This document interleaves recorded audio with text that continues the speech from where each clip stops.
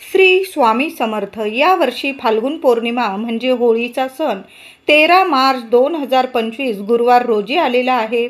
होळी पौर्णिमा प्रारंभ होणार आहे 13 मार्च सकाळी 10:35 आणि पौर्णिमा समाप्ती आहे 14 मार्च दुपारी 12:32 होळी पौर्णिमा संपणार आहे। दिवस रात्र ही पौर्णिमा तिथी आहे।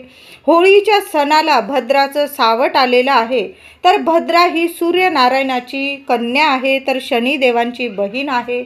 ती उग्र स्वभावाने ओळखली जाते व तिला ब्रह्मदेवांनी श्राप दिलेला आहे की तुझ्या वेळात काळात केलेली शुभ कार्य अशुभ ठरतील, म्हणून हा भद्रा काळ पाळणं खूप गरजेचं आहे।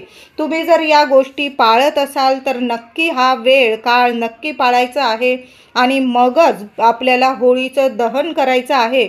कारण होळी म्हणजे सत्याचा असत्यावर विजय असतो। प्रत्येक वाईट गोष्ट जळून खाक होत असते आणि आपल्याला परमेश्वराची कृपा प्राप्त होते, म्हणून हा होळीचा सण आपण सर्वजण साजरा करत असतो। या होळीमध्ये आपल्या आजूबाजू असलेली आपल्यामध्ये असलेली संपूर्ण नकारात्मकता नष्ट होते, म्हणून हा होळीचा सण आपण साजरा करतो। तर या वर्षी म्हणजे 13 मार्च 2025 गुरुवार रोजी भद्राचं सावट म्हणजे भद्राचं संकट हे संध्याकाळी 6 वाजेपासून ते रात्री 10:22 हा भद्रा काळ असणार आहे। म्हणून आपल्याला होळीचे दहन हे रात्री 10:22 नंतरच आपल्याला होळीचं दहन करायचं आहे। तुम्ही जर या गोष्टी पाळत असाल तर मी म्हणेल नक्की पाळा। तसं पण थोडा वेळ होतोच आपल्याला होळी दहन करायला, होळी पेटवायला, म्हणून थोडंसं थांबून आपण रात्री 10:22 नंतर आपल्याला होळीची पूजा आणि होळीचं दहन करायचं आहे।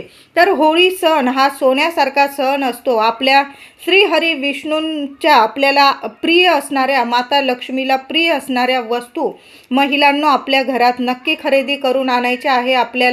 आपल्याला घरात सुख ऐश्वर्य हवं असतं। प्रत्येकालाच वाटतं आपल्या घरातली दरिद्री गरिबी अशांती कटकट सर्व काही नष्ट व्हावं आणि आपल्या घरात अखंड लक्ष्मी वास करावी, म्हणून या वर्षी होळीच्या सणाला लक्ष्मी नारायणाचा छान असा एकत्रित फोटो आपल्या घरी घेऊन यायचा आहे।